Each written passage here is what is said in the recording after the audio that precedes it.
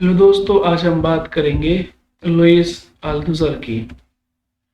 Louis अल्थुज़र ये एक French structuralist Marxist है, यानी फ्रांस के रहने वाले थे। मार्क्सिस्ट थियरी में यकीन रखते थे, लेकिन मार्क्सिस्ट थियरी में जो एक स्ट्रक्चरलिज्म है उस परंपरा को ये फॉलो किया करते थे।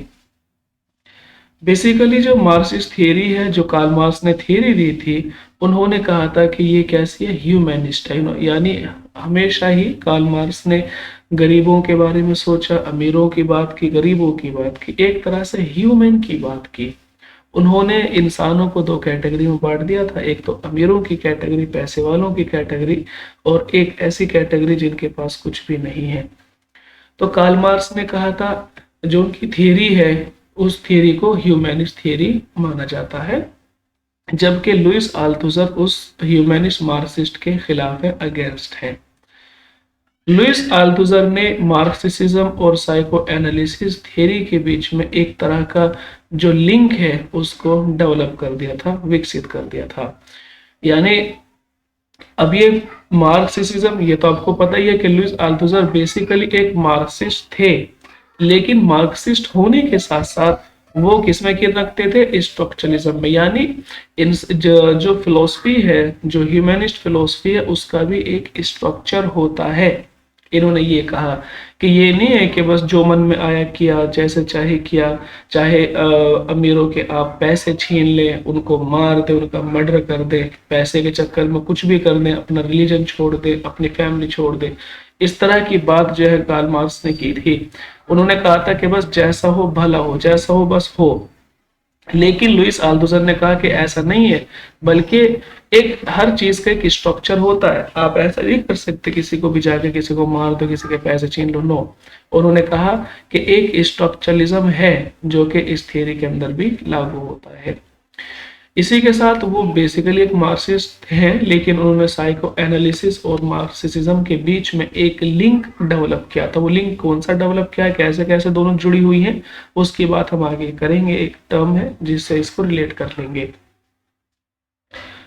लुइस अल्थुज़र ने इसी के साथ साथ मार्क्सिज्म और स्ट्रक्चरलिज्म की जो थियरी है, इन दोनों के बीच में भी एक लिंक उन्होंने विकसित किया है, बनाया है।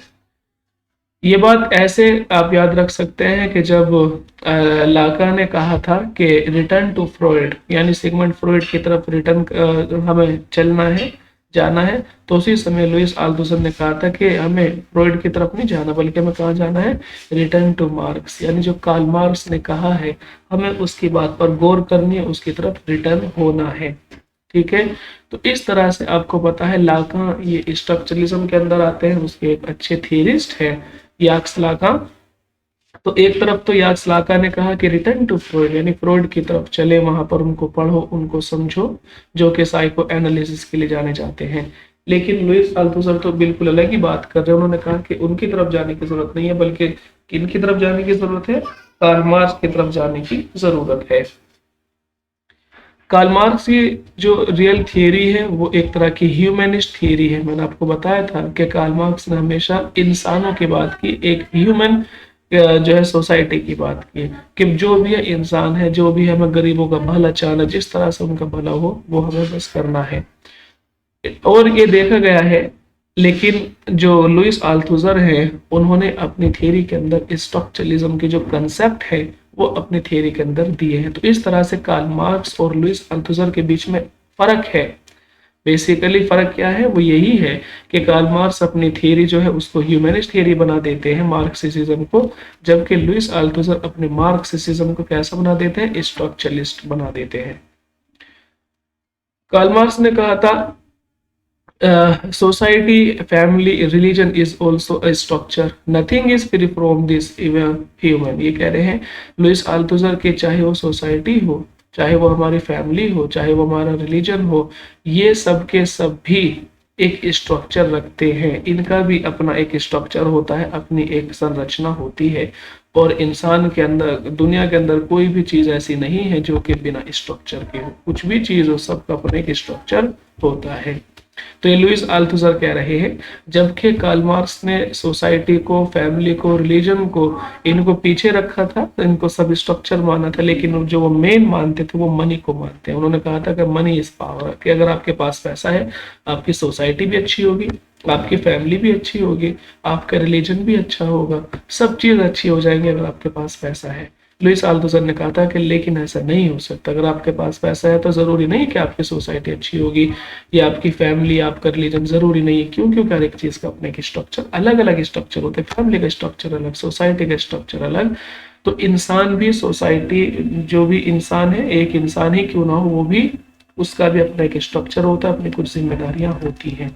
तो समझ आ रहा होगा ना? बस याद रखना है कि लुइस अल्थुसर हमेशा स्ट्रक्चरलिज्म की बात कर रहे हैं कि हर एक चीज का एक स्ट्रक्चर होता है, जबकि कार्ल मार्क्स ऐसा नहीं करते। लुइस अल्थुसर ने किस चीज को रिजेक्ट किया? उन्होंने जो कार्ल मार्क्स की इकोनॉमिक डिटर्मिनिज्म है, इकोनॉमिक डिटर्मिनिज्म यानी इकोनॉमिक माने पैसा, जो धन है, कि कार्ल मार्क्स जो पैसे की बात करते हैं कि बस पैसा हो और कुछ हो या ना, बस पैसा हो, सब चीज अच्छी होंगी अगर पैसा होगा। तो उन्होंने इस थियरी को कार्ल मार्क्स की रिजेक्ट कर दिया, क्योंकि उन्होंने कहा है कि ऐसा नहीं कि केवल पैसा ही पैसा है दुनिया के अंदर, बल्कि पैसे के अलावा और दूसरे सिस्टम हैं जो कि दुनिया में काम कर रहे हैं, और उनमें कोई पैसे की इतनी वो नहीं रहती, उनका अपना ही एक अलग स्ट्रक्चर होता है पैसे के अलावा भी। जैसे कि आइडियोलॉजिकल सिस्टम, इंसान सोचता है, उसके अपने विचार हैं, अब विचारों को पैसे से क्या मतलब। दूसरा पॉलिटिकल सिस्टम है, आप पॉलिटिक्स करते हैं, उसमें पैसे का क्या मतलब। इसी तरह इकोनॉमिक सिस्टम है। तो ये कहा, कार्ल मार्क्स ने कहा था कि पैसा अगर आपके पास है तो सब कुछ है, लेकिन लुइस अल्थुसर कह रहे हैं कि नहीं, हर इस दुनिया के अंदर पैसे के अलावा और दूसरे सिस्टम भी काम कर रहे हैं, चाहे वो आपकी सोसाइटी हो, चाहे वो आपका रिलीजन हो, चाहे वो आपकी फैमिली हो, चाहे वो आपकी आइडियोलॉजिकल सिस्टम हो, पॉलिटिकल सिस्टम हो, या फिर इकोनॉमिक सिस्टम हो। इन सिस्टम की बात जो है लुइस अल्थुसर ने की है।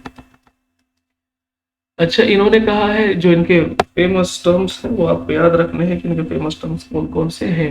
तो स्टेट एपरेटस, इसमें क्या है कि assimilation of ideas flow into various ways.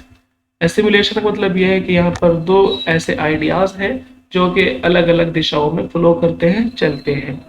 वो दो आइडियाज कौन कौन से हैं देखेंगे। By repressive means, repressive means to use force for something, यानी जब हम कोई काम करने के लिए किसी के ऊपर हम फोर्स लगा देते हैं, उसके ऊपर हम बल दे देते हैं।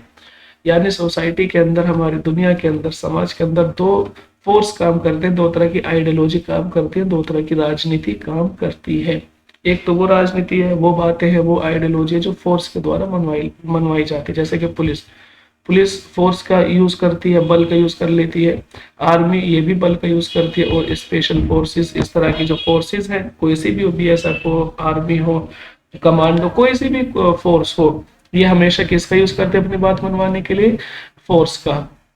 जबकि आइडियोलॉजिकल मीन्स, एक दुनिया ऐसी भी है, एक समाज ऐसा भी है जहां पर सिर्फ आइडियोलॉजिकली जो है लोगों को बात मनवा ली जाती है। जैसे कि देर कह रहे हैं यूजिंग नो फोर्स, कि कोई फोर्स नहीं लगाना पड़ता किसी भी आइडिया को अपनाने के लिए। जैसे कि फ्रेंड, हमारे दोस्त होते हैं, वो हमें कोई बात बताते हैं, और वो हमें फोर्स थोड़ी करेंगे, हमारी मर्जी होगी, हम मान सकते उनकी बातें, नहीं भी मान सकते। हमारी फैमिली हमें बताती है कि ये अच्छा ये बुरा है, हमारी मर्जी, हम मान भी सकते, नहीं भी मान सकते। रिलीजन है, ये है। टीवी है, टीवी हम देखते रहते हैं, कई बार हम उसको मानते हैं बात को, कई बार उसको नहीं मानते। लेकिन रिप्रेसिव में ऐसा नहीं, रिप्रेसिव में आपको माननी ही होगी। अगर आप नहीं मानेंगे, जैसे कि कानून का उल्लंघन करेंगे, तो आपके ऊपर फोर्स लगाया जाएगा। जबकि आपके आइडियाज हैं, आपको अच्छा लगेगा, सही है, नहीं तो नहीं। इंटरपिलेशन ही बहुत इंपॉर्टेंट इनका टर्म है, लुइस अल्थुसर का, याद रखना। बेसिकली इंटरप्रिटेशन क्या है? ये एक प्रोसेस है। एक कैसा प्रोसेस है? ये एक ऐसा प्रोसेस है जिसमें हम अपने कल्चर की वैल्यूज को समझते हैं और इंटरलाइज देम, और फिर हम उनको सीखने की कोशिश करते हैं। तो बेसिकली इंटरप्रिलेशन एक ऐसा प्रोसेस है जिस प्रोसेस में हम कोई चीज देख रहे होते हैं और उस चीज को अपनी जिंदगी में लाने की कोशिश करते हैं। कह रहे हैं कि ये जो एक्सप्रेस करता है, ये एक ऐसे आइडिया को एक्सप्रेस करता है जो हमारा नहीं होता है ना। हम किसी भी चीज से इन्फ्लुएंस होते हैं, किसी भी चीज को कॉपी करने लगते हैं, उसको पसंद करने लगते हैं, हालांकि वो हमारे उससे कोई मतलब नहीं होता, लेकिन फिर भी हम उसको पसंद करने लगते हैं। कैसे? एक तरह का प्रोसेस में आकर, एक तरह के जब हम प्रोसेस देखते हैं, टीवी देखते हैं, फॉर एग्जांपल टीवी में दिखाया जा रहा है कि कोई परफ्यूम वहां पर दिखाया जा रहा है। अब मुझे तो नहीं पता था उस परफ्यूम के बारे में, लेकिन मैंने वो देखा, एक बार देखा, दो बार देखा, तीन बार देखा, मैंने क्या सोचा, इंटरलाइज दैम, यानी चल मैं भी इसको लगा लेता हूँ, तो मैं उसको लगा लूंगा। लेकिन परफ्यूम का आइडिया मेरा अपना थोड़ी था, बल्कि ये तो यहाँ ये हो गया आइडियोलॉजिकल मिस, बल्कि मेरा विचार जो है दिखा दिखा कर मेरा विचार चेंज कर दिया गया। जैसे कि लाइक अ कार, एक कार है, but this has been presented to you for you to accept. For example आपकी एक कार, आप सोचते हैं कि मेरे पास भी एक कार हो, मेरे पास भी एक बाइक हो। अब आप कार और बाइक ही क्यों ऐसा चाहते हैं, कुछ और चीज भी तो आप सोच सकते हैं, हेलीकॉप्टर हो मेरे पास, हवाई जहाज हो, उसकी बातें कम होती हैं। क्यों? क्योंकि आपने उनको बहुत कम देखा है। अब जो अपने आंखों से बहुत ज्यादा देखते रहते हैं, फॉर एग्जाम्पल वो कार में देखते हैं, एसी में देखते हैं, ये सब चीजें हैं, तो ये आपके अपने आइडियाज नहीं है, बल्कि आपने इनको देख देख कर एक प्रोसेस आपके माइंड में चलता रहता है कि मेरे पास भी ऐसा हो, मेरे पास भी ऐसा हो जैसा उसके पास है, तो फिर वो आपके अंदर भी इसी तरह से आ जाता है। ठीक है, तो इसको बोला उन्होंने इंटरपोलेशन। लुइस आल्थुसर ने कहा है कि कोई भी इंसान क्यों ना हो दुनिया के अंदर, वो interpolated from the day in which are born, कि वो उसी दिन से इंटरपोलेट होने लगता है जिस दिन से वो पैदा होता है। इंटरपोलेट मतलब दूसरों के साथ में इन्फ्लुएंस होना, किसी के आइडिया से इन्फ्लुएंस होना, धर्म से इन्फ्लुएंस होना, सोसाइटी से इन्फ्लुएंस होना, जो एड्स होते हैं उनसे इन्फ्लुएंस होना। यानी हर इंसान जब से वो पैदा होता है उसी दिन से वो इंटरपोलेट होने लगता है, इन्फ्लुएंस होने लगता है। तो ये इनकी थियरी है। बेसिकली आपको कुछ वर्क है जो इम्पोर्टेंट है, जैसे कि रीडिंग कैपिटल है, 4 मार ये 1965, reading capital 1965, ideology and ideological state apparatus, ये इनका एक वर्क है। तो ये इनकी थियरी है। बेसिकली समझ आ गई होगी आपको। आज के लिए इतना काफ़ी है। सुनने के लिए धन्यवाद। आपका दिन शुभ हो।